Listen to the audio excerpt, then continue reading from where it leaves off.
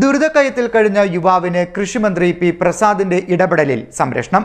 ചേർത്തല പട്ടണക്കാട് വലിയ തയ്യിൽ ഷാജിമോനെയാണ് ഗാന്ധിഭവൻ ഏറ്റെടുത്ത് ചികിത്സയ്ക്കായി തിരുവനന്തപുരം ജനറൽ ആശുപത്രിയിലേക്ക് മാറ്റിയത്. ദുരിതക്കയത്തിൽ നിന്ന് ഷാജിമോന് മോചനം കൃഷിമന്ത്രി പി പ്രസാദിന്റെ ഇടപെടലിലൂടെ. ചേർത്തല പട്ടണക്കാട് വലിയ തയ്യിൽ ഷാജിമോനെ ഗാന്ധിഭവൻ ഏറ്റെടുത്ത് ചികിത്സയ്ക്കായി തിരുവനന്തപുരം ജനറൽ ആശുപത്രിയിലേക്ക് മാറ്റിയിരിക്കുകയാണ്.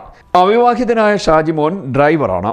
വിധവയായ സഹോദരിക്കും അവരുടെ മക്കൾക്കുമൊപ്പം വാടക വീട്ടിലാണ് കഴിഞ്ഞിരുന്നത്. കഴിഞ്ഞ നവകേരള സദസ്സുമായി ബന്ധപ്പെട്ട് കോട്ടയത്ത് ഡ്രൈവറായി ജോലിക്ക് പോയപ്പോൾ രാത്രിയിൽ കിടന്ന സ്ഥലത്ത് വെച്ച് വലതുകാലിൽ എലി കടിക്കുകയും മുറിവ് വ്രണമാകുകയും ചെയ്തു.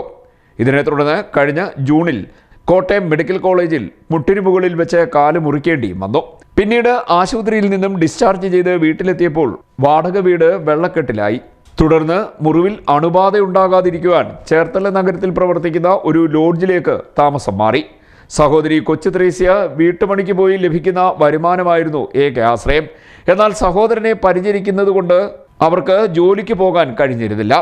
ഷാജിമോന്റെ ദുരവസ്ഥയറിഞ്ഞ മന്ത്രി പി പ്രസാദ് വിഷയത്തിൽ ഇടപെടുകയും മുറിച്ചുമാറ്റിയ കാലിൽ തുടർ ചികിത്സ ആവശ്യമുള്ളതിനാൽ ഗാന്ധിഭവന്റെ സംരക്ഷണയിൽ തിരുവനന്തപുരം ജനറൽ ആശുപത്രിയിലേക്ക് മാറ്റുവാൻ നടപടി സ്വീകരിക്കുകയുമായിരുന്നു. കൃഷിമന്ത്രിയുടെ സാന്നിധ്യത്തിൽ ഗാന്ധിഭവൻ ഓർഗനൈസിംഗ് സെക്രട്ടറി മുഹമ്മദ് ഷമീർ, സനൽകുമാർ, സൂരജ് എന്നിവർ ചേർന്ന് ഷാജിമോനെ ഏറ്റെടുത്തു. മന്ത്രിയുടെ നിർദ്ദേശാനുസരണം തന്നെ ചേർത്തല താലൂക്ക് ആശുപത്രിയിൽ നിന്നും ആംബുലൻസിന്റെ സഹായത്തോടെയാണ് തിരുവനന്തപുരത്ത് എത്തിക്കുന്നത്. ചേർത്തല നഗരസഭ വൈസ് ചെയർമാൻ അജയകുമാർ, സ്വാതന്ത്ര്യം palliative care chairman Prathapan, Mahesh, Harikrishnan, Shyamkumar തുടങ്ങിയവരും ഷാജിമോനെ യാത്രയാക്കാനെത്തി. CDNet news, Kayamkulam.